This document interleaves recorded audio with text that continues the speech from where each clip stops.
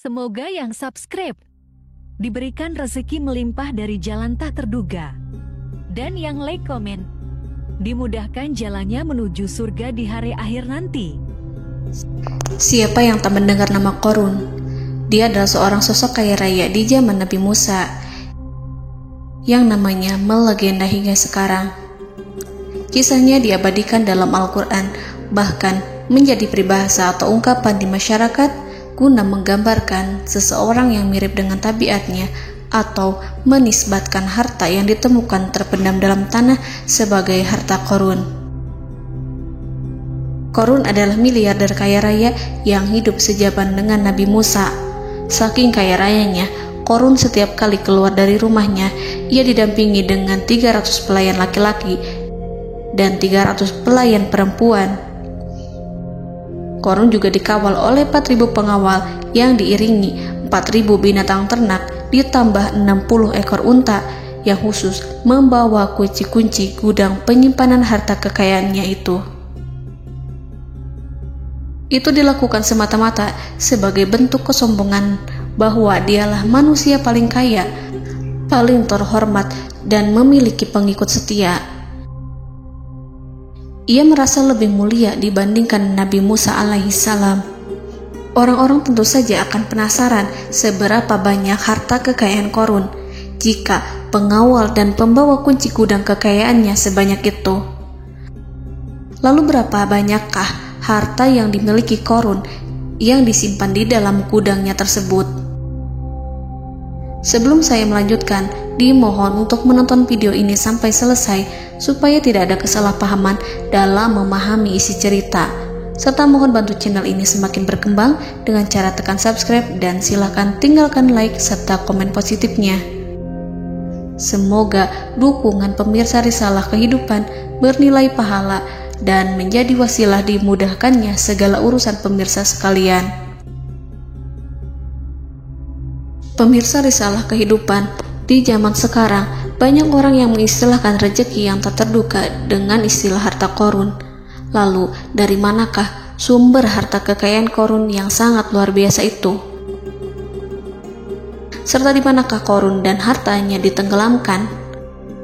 Siapakah Qorun dan bagaimana kisahnya dengan Nabi Musa?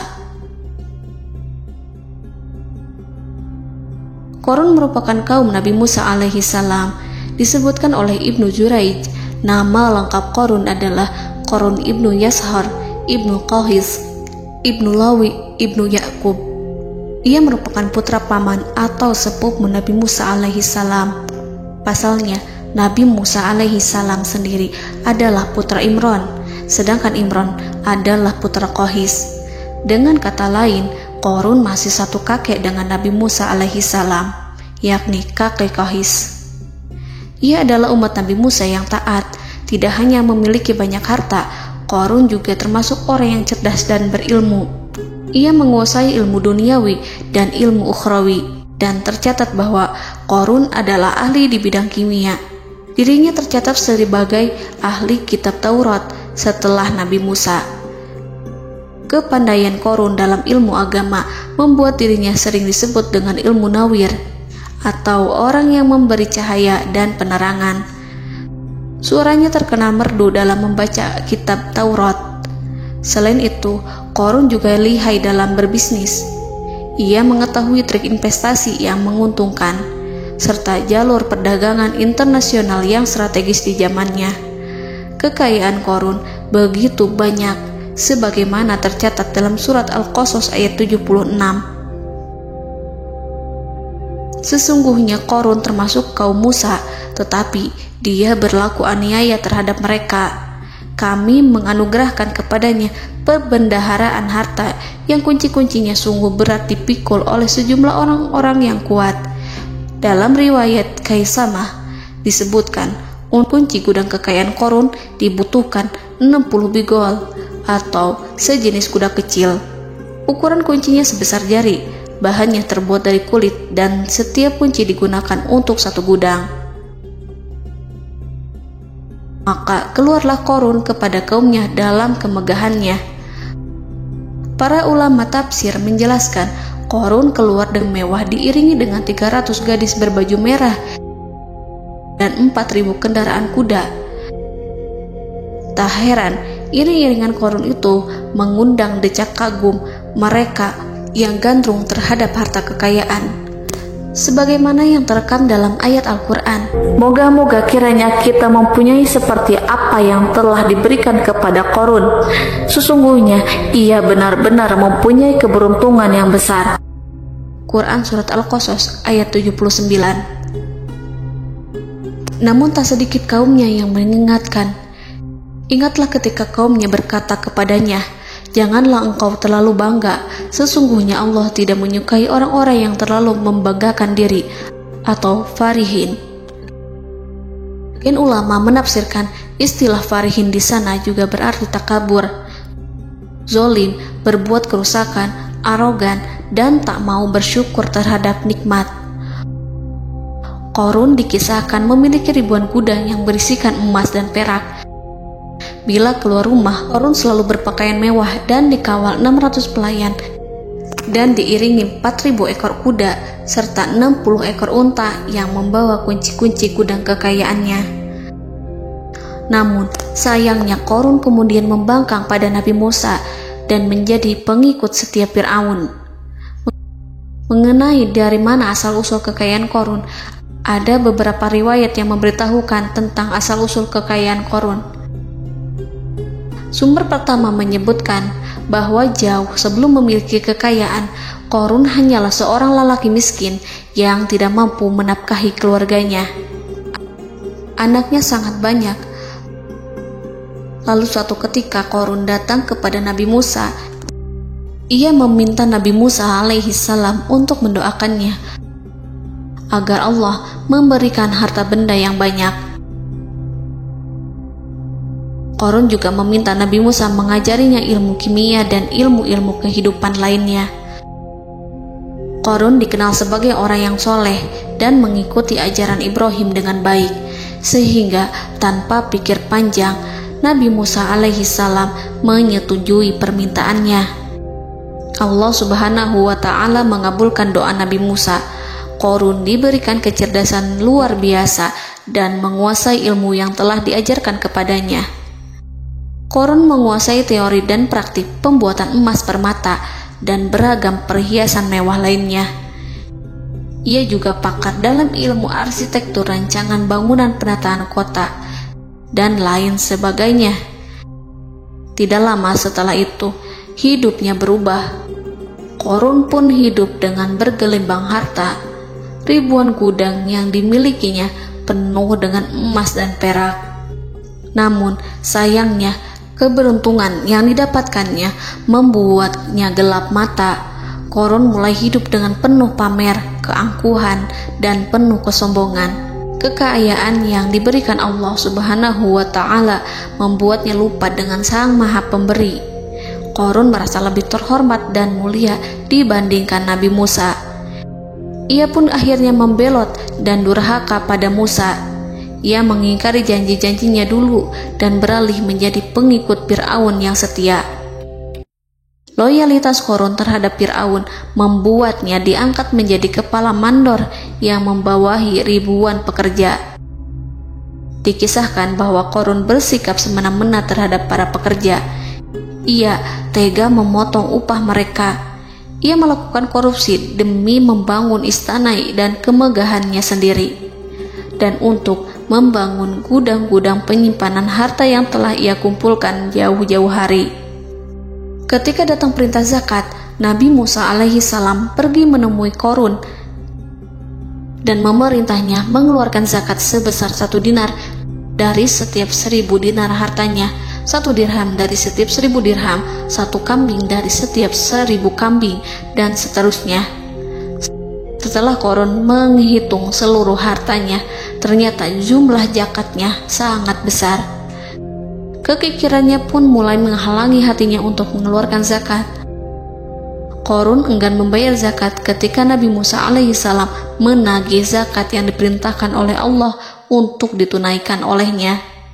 Ketika Qarun dimintai zakat, ia langsung marah dan tidak memberikan sedikit pun kekayaannya. Dia berpikir bahwa harta kekayaan yang dimilikinya didapat dari hasil kerja dan usahanya, dan tidak ada kaitannya dengan siapapun, termasuk Allah Subhanahu wa Ta'ala. Janji Qarun untuk lebih taat beribadah dan membantu sesama jika diberi kekayaan oleh Allah dilupakannya. Dia mempergunakan kekayaannya tersebut dalam kesesatan, kezoliman, dan permusuhan, sehingga membuatnya menjadi sombong dan terlena. Orang-orang beriman pada masa itu sering menasihati Qarun untuk bersyukur atas nikmat yang telah Allah berikan. Tetapi dia tidak mengindahkan nasihat tersebut. Dari sikapnya tersebut sudah jelas bahwa Qarun tidak membutuhkan nasihat kebenaran, bahkan merasa tidak takut dengan ancaman Allah. Sebab Qarun merasa sudah memiliki segalanya. Qarun merasa dirinya hebat dan pintar serta punya banyak pengikut setia, punya banyak pengawal dan merasa aman karena dekat dengan Raja Fir'aun. Qarun berkata, "Sesungguhnya aku mendapatkan harta ini karena ilmu yang ada padaku." Qarun sangat sombong. Ia merasa hartanya didapatkannya sendiri tanpa campur tangan dan kehendak Zat yang Maha Kaya, yakni Allah Subhanahu wa Ta'ala. Apakah Qarun lupa ataukah ia tidak tahu bahwa Allah telah membinasakan orang-orang sombong sebelumnya, yang bahkan lebih kuat darinya, yang lebih kaya darinya, yang lebih banyak pengawalannya, lebih kokoh dan tak terkalahkan dibanding dirinya? Karena terdorong sifat kikir dan angkuh, maka Qarun membuat rencana untuk melakukan tipu daya agar dia terlepas dari kewajiban membayar zakat. Dia ingin menjatuhkan nama baik dan citra baik Nabi Musa. Kemudian dia mengumpulkan tokoh-tokoh konglomerat Bani Israel. Ia berkata kepada mereka, "Wahai saudara-saudaraku, terhadap apa yang diperintahkan Musa untuk membayar zakat, apakah kalian akan mematuhinya? Sekarang dia hendak mengambil harta yang ada di tangan kalian, maka pikirkanlah suatu cara untuk menghindari perintahnya." Para pembesar-pembesar yang dipanggil kemudian menjawab, "Wahai paduka Qarun, engkau lebih besar daripada kami.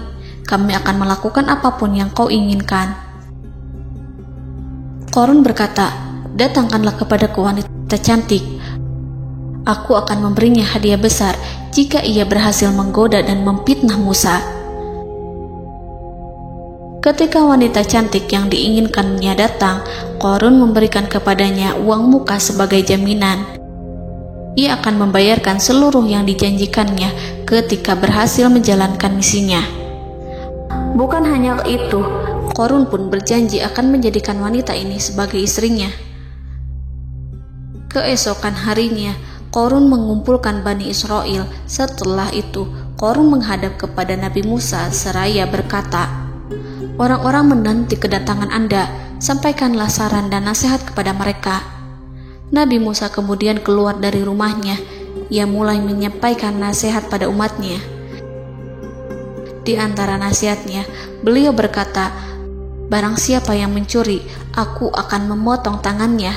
Barang siapa yang memfitnah, aku akan mencambuknya sebanyak 70 kali. Barang siapa yang tidak mempunyai istri dan dia berbuat zina, maka aku akan mencambuknya sebanyak 70 kali. Adapun barang siapa yang memiliki istri dan ia berbuat zina, aku akan rajam dia sampai mati." Qarun kemudian berkata, "Apakah ini juga berlaku untuk Anda jika Anda sendiri yang berbuat zina? Apakah Anda akan menerima hukumannya?" Kemudian Nabi Musa menjawab, "Ya, meskipun saya sendiri yang melakukannya." Maka kemudian Qarun memanggil wanita yang telah dibayarnya. Wanita itu berdiri di depan Nabi Musa dan Bani Israel yang telah berkumpul,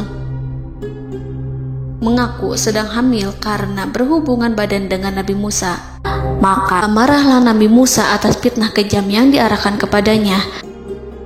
Kemudian Nabi Musa melakukan sholat 2 rakaat, lalu mendatangi wanita itu dan menyumpahnya agar mengatakan siapa yang menyuruhnya. Wanita itu menjadi ketakutan. Ia bergemetar di depan Nabi Musa dan mengaku bahwa yang menyuruhnya adalah Qarun. Lalu wanita itu bertaubat dan meminta maaf kepada Nabi Musa. Seketika Nabi Musa bersujud seraya berdoa kepada Allah agar menimpakan azab kepada Qarun. Allah memberi wahyu kepada Musa bahwa bumi telah dijadikan tunduk kepada perintah Nabi Musa. Kemudian Nabi Musa berkata kepada bumi, "Wahai bumi, telanlah Qarun beserta kekayaannya, habiskanlah semua." Kala itu Allah menurunkan wahyu kepada Musa alaihissalam untuk memerintah bumi apapun yang diinginkannya. Begitu Nabi Musa alaihissalam datang dengan wajah sangat marah, barulah Qarun merajuk, "Wahai Musa, sayangilah aku." Sementara Nabi Musa alaihissalam tak bergeming. Beliau lantas berkata pada bumi, "Wahai bumi, ambillah mereka." Seketika rumah Qarun mulai bergetar. Qarun dan antek-anteknya mulai dibenamkan hingga bagian lututnya. Rumahnya ikut turun sedalam lutut.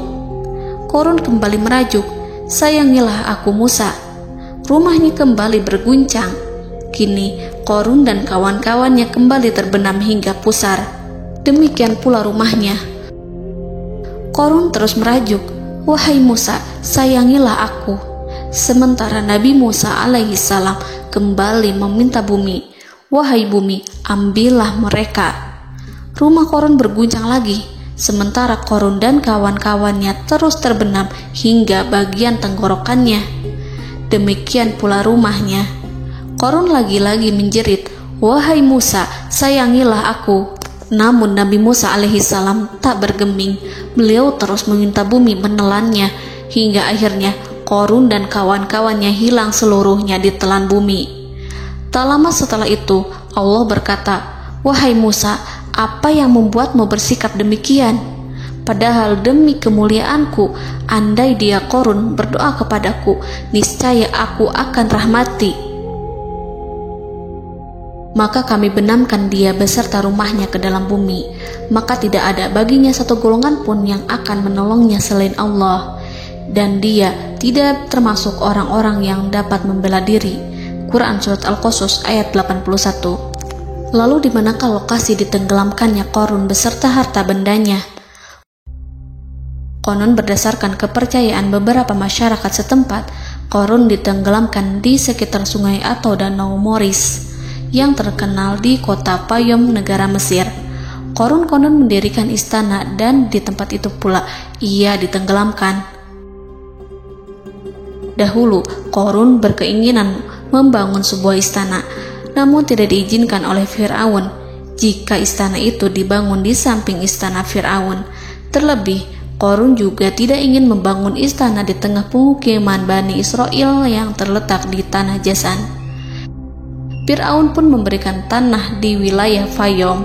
Kemudian di tepi sungai Payom inilah Qarun membangun istananya yang megah, dan di dalamnya ia membangun Al-Khunuj, gudang penyimpanan harta berisi emas dan perak. Salah satu bukti arkeologis yang dapat dijumpai di lokasi tersebut adalah runtuhan bangunan yang diduga sebagai tempat tinggal Qarun yang berjarak sekitar 2 km dari Danau Qarun. Menurut beberapa sumber, bangunan yang masih berdiri kokoh tersebut adalah benteng yang dibangun oleh Qarun. Namun ada juga yang mengatakan bahwa bangunan tersebut adalah tempat tinggalnya. Wallahu a'lam. Semoga kita semua dijadikan orang yang Allah mampukan menjadi orang kaya namun tidak seperti Qarun